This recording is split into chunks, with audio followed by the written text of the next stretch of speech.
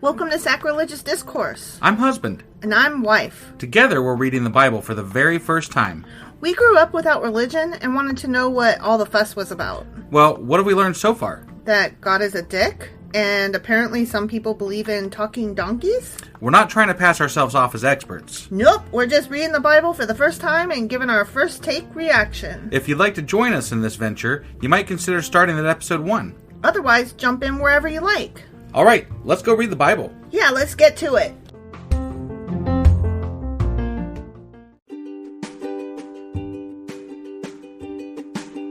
Hey wife, did you know that Anchor is sponsoring our show? Really? Don't we use Anchor to distribute our podcast on Spotify and Apple Podcasts? Yeah, and we are on just about every other platform available as well, thanks to them. Why do we use Anchor as our podcasting service? Well, they make editing and distributing our show a breeze. What if one of our listeners wants to start their own podcast? Then they should head over to anchor.fm or download the app to get started. Awesome! You guys should go do that right now! Husband! Wife! Do you remember what happened yesterday? I mostly just remember being very confused because the one dude sacrificed his son. Like, and out of the blue. To get the other guys to go away. He's like, oh no, we're losing! Quick! Kill my son! And then they went away. Yeah. And I was kind of lost. Yeah. It was very confusing. I'm really either hoping for some clarification in this chapter or looking forward to the Q&A on Saturday. Right. Because I don't know what the fuck happened. I don't either. There was anger against Israel because how dare they win their war? Yeah, but they didn't. They went away. Right. So, like, what happened? They were winning, and then the Moab guy, king, sacrificed his son. Yeah, I know. And so then everybody was like, shame on you, Israel. And so Israel was like, okay, and just left. Right. Yeah.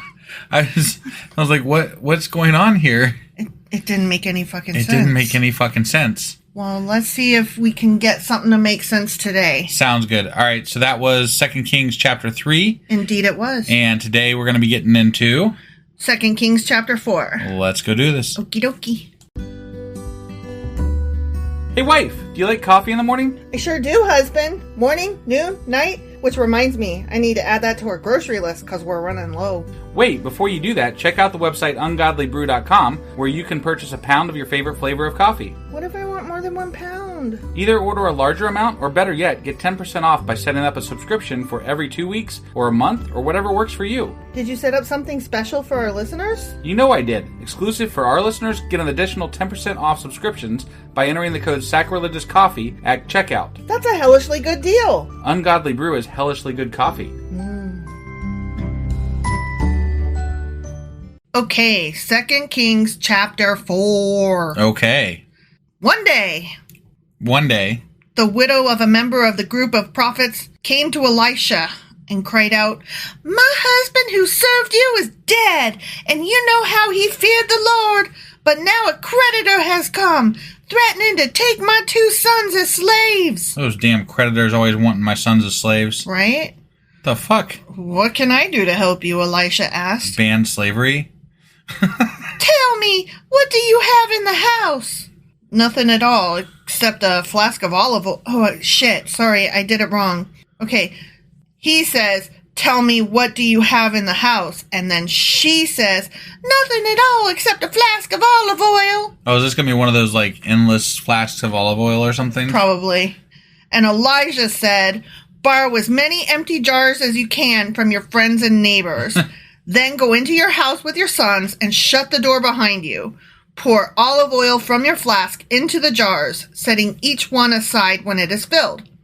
So she did as she was told. Okay. Her sons kept bringing jars to her, and she filled one after another. Wow. Soon every container was full to the brim. Fucking amazing. Wow, you called that one. Right?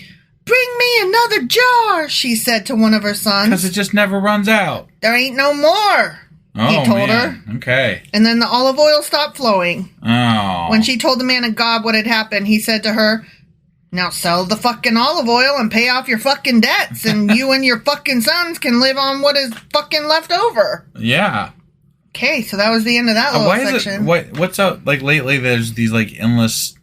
I just have this one little thing, and then they're like, we'll make it into lots of little things. It's the endless wine that... I know. We're prepping for Jesus, didn't you know? Right, but it's so ridiculous. No, I know. Like, no, if you have fucking nothing, you have fucking nothing. Yeah. And God is not like, this isn't fucking Avengers and fucking what's his face? Doctor Strange is not refilling Thor's beer glass. It's not happening. His Stein, yeah. Yeah. No, I totally agree with you. It's ridiculous and silly, but it's supposed to be showing that God is allowing Elisha to perform miracles. And besides, how many other people are fucking... There's slaves right now. Mm-hmm. God let all these other people be slaves. Right. What's special about these people? I guess they served Elisha. Well, she went to him. Yeah, no, I know. And she was like, knock, knock, knock. Hello, please help me. So you have to ask... You got to go find a prophet. A human prophet. Yeah. Who you have a good relationship with to excuse you from being slaves. Yeah. Instead of God just coming down and being like, let's not do slavery. Right, like at all. Yeah, like, let's just not. You know, it's not a good thing, so. It doesn't require networking. Let's just not do slavery. Right, slavery, bad. Right. You know what? Let's just amend the fucking tablets, huh? Yeah.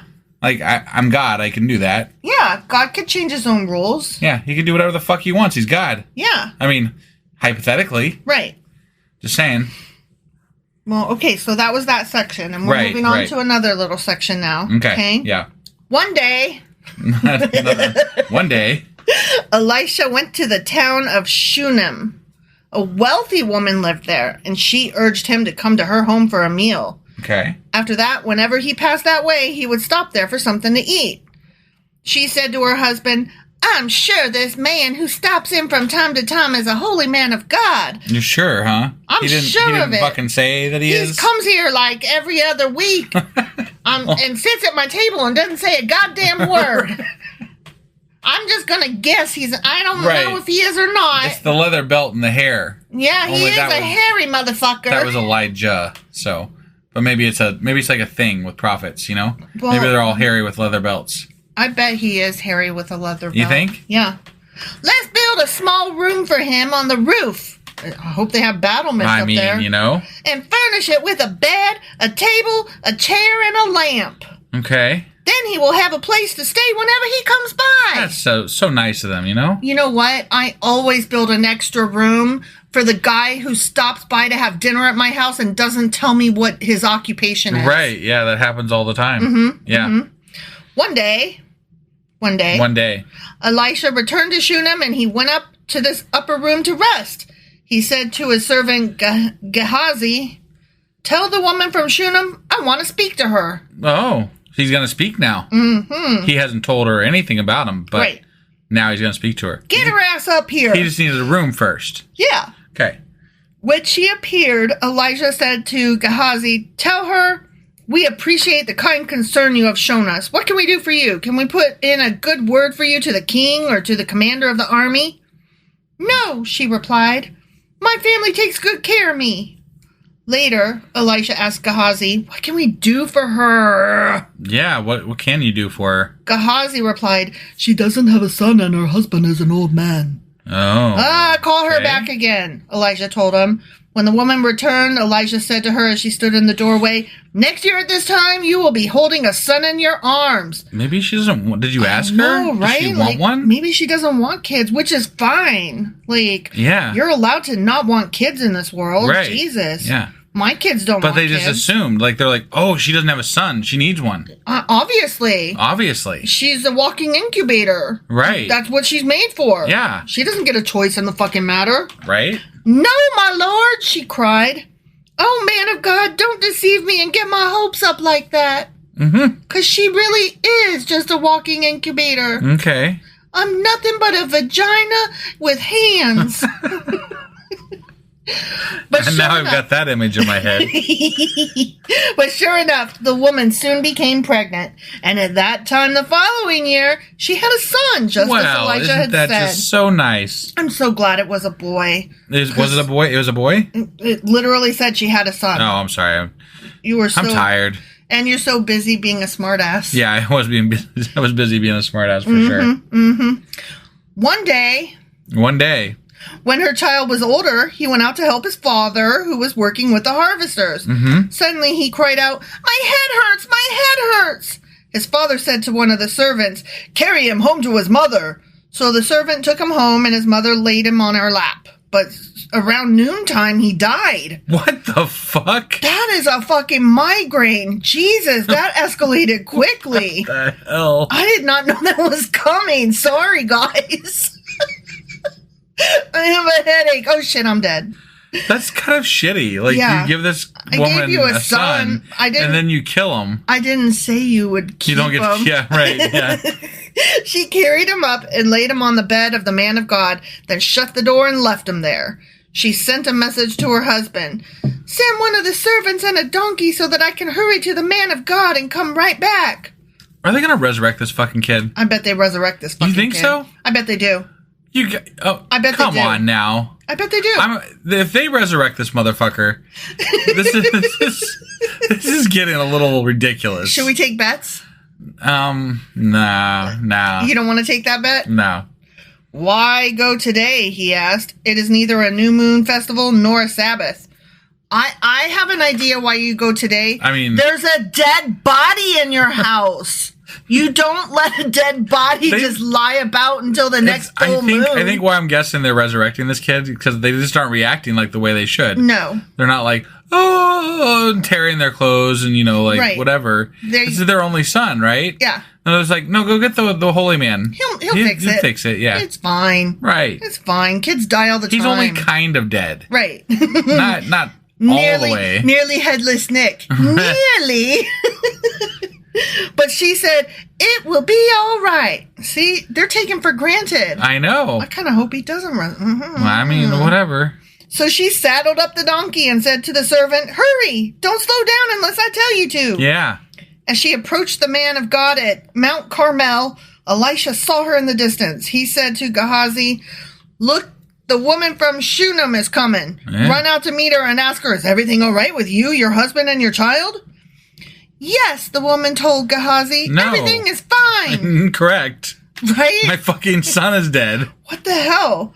Why did she tell the servant it's all good? I don't know. This is stupid. I don't understand this story. But when she came to the man of God at the mountain, she fell to the ground before him and caught hold of his feet.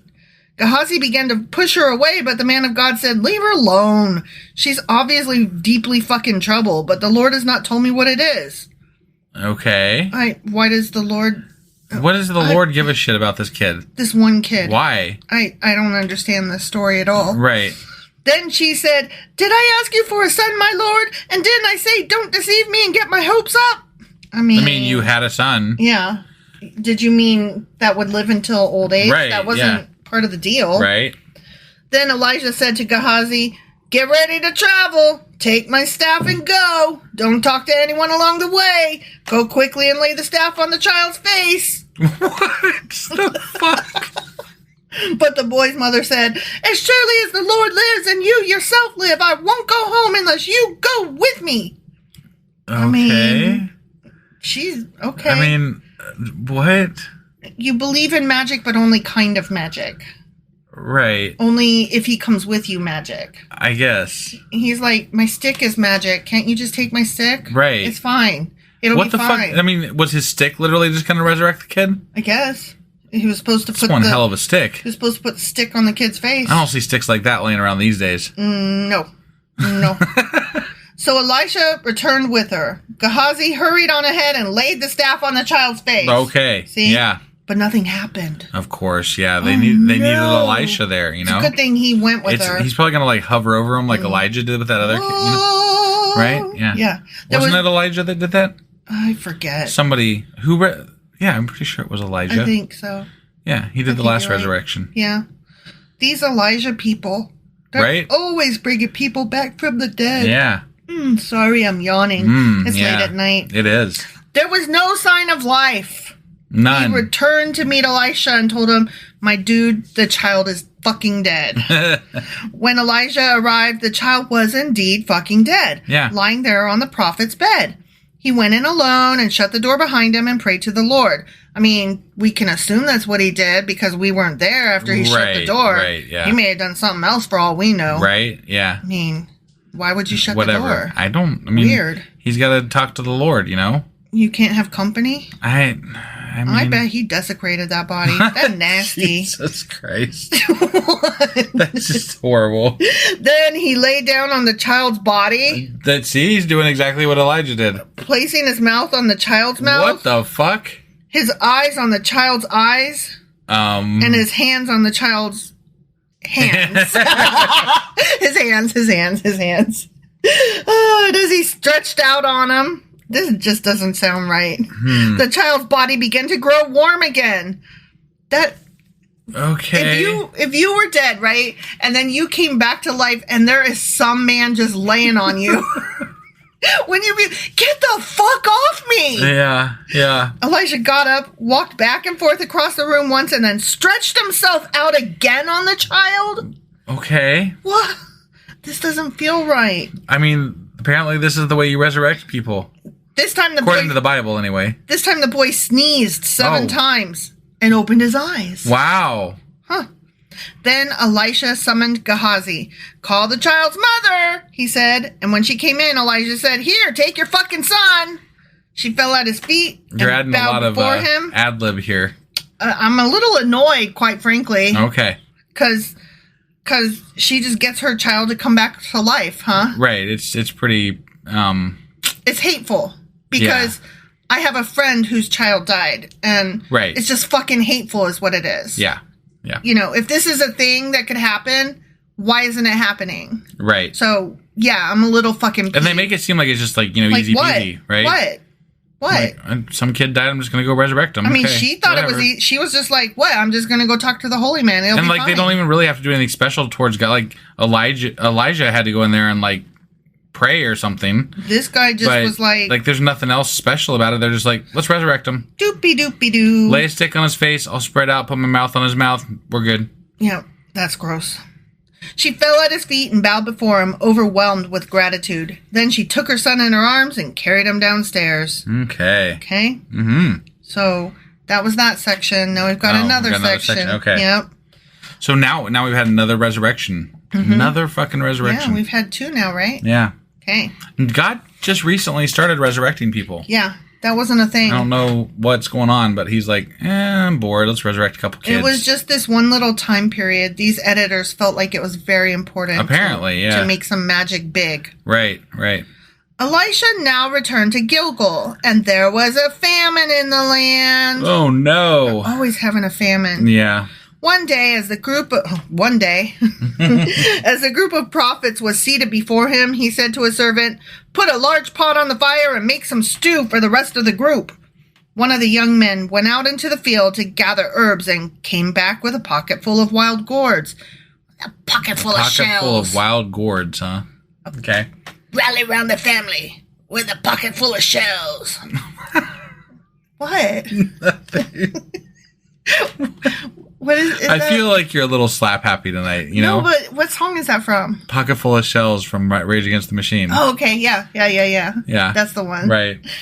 Well, I just thought it was funny. Yeah. Anytime I hear something about pockets, what's in your pocket, your go-to, huh? It's obviously a pocket full of shells. Right. Obviously. Right. Only I didn't really understand the song when I first heard it, and so I literally thought he had like seashells in his pocket. What? He's got a pocket full of shells. Yeah, that's... And snails and yeah. I'm a dum-dum, whatever. He shredded them, the pocket full of gourds. Yes, those. Sorry, it's been a while since I know, yeah. Sorry. Okay. And put them into the pot without realizing they were poisonous. Oh, shit. Oh, this can't go good. No. Oh, poison. What you gonna do? Some of the stew was served to the men, but after they had eaten a bite or two, they cried out, "Man of God! There's poison in this fucking stew!" So they would not eat it. Well, yeah, I mean, if there's poison in it, you don't eat it. Elijah said, "Eep! My bad. Bring me some flour." Cool. What, is he gonna, like, purify the poison away? Then he threw it into the pot and said, "Nah, it's all right. Go ahead and eat." And then they... What? And then it did not harm them. Okay. He didn't even, like, pray over it. He just threw some flour in? It's magic flour. Fuck that. It's fucking bullshit. It touched his stick. Oh, my God. He stirred it with his magic stick. Oh. Okay, ready? I'm ready. One day,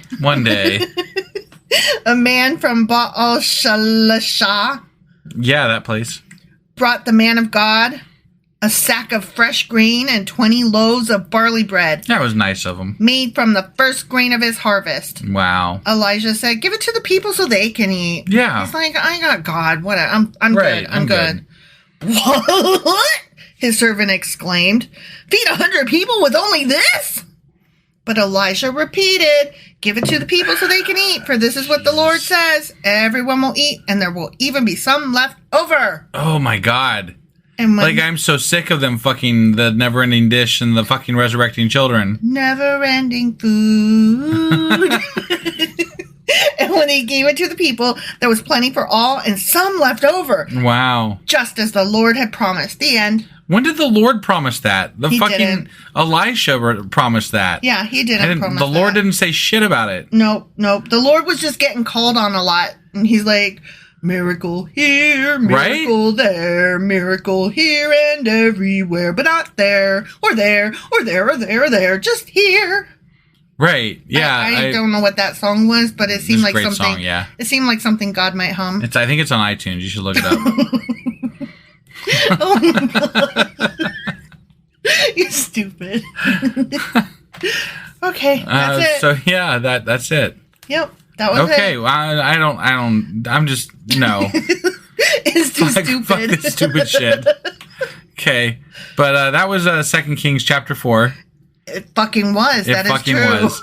And tomorrow we will be back with 2 Kings chapter 5. We will see you guys then. Bye.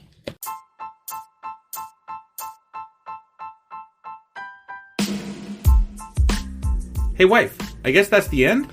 But husband, that's just sad. It doesn't have to be. We are on lots of social media platforms like Twitter. Our handle there is sacrilegious_D. For D's nuts. Oh my God. Stop doing that. Anyway, we're also on Facebook, Instagram, and Pinterest. There's a link to all of our social media sites at our website. Ooh, we have a website? Yeah, it's sacrilegiousdiscourse.com, where you can also find a link to our merch shop. We have a merch shop? Yep, we have podcast-themed clothing, mugs, notebooks, and more, as well as an atheist and science-themed products. Wow, our fans should really go check that out right now. Definitely. They can get in touch with us by sending an email to sacrilegiousdiscourse@gmail.com. But before they do that, we could really use some help. Oh yeah? With what? Well, it's not free running the podcast, and we need some financial support in order to get better equipment, which will free up time so we can concentrate on our podcast and our fans. Okay, so what should they do? Head over to patreon.com/sacrilegiousdiscourse and sign up as a contributor on our podcast. Supporters there receive additional bi-weekly episodes that we record just for our Patreon members for as little as $2 a month. Also, we'd really appreciate it if you would like and subscribe on whatever platform you're using. And Apple Podcast reviews help us out tremendously. Like and subscribe. Leave an Apple review. Join us on Twitter. Support us on Patreon. That's a lot of instructions. Don't forget to say thanks. Thanks. Okay, bye.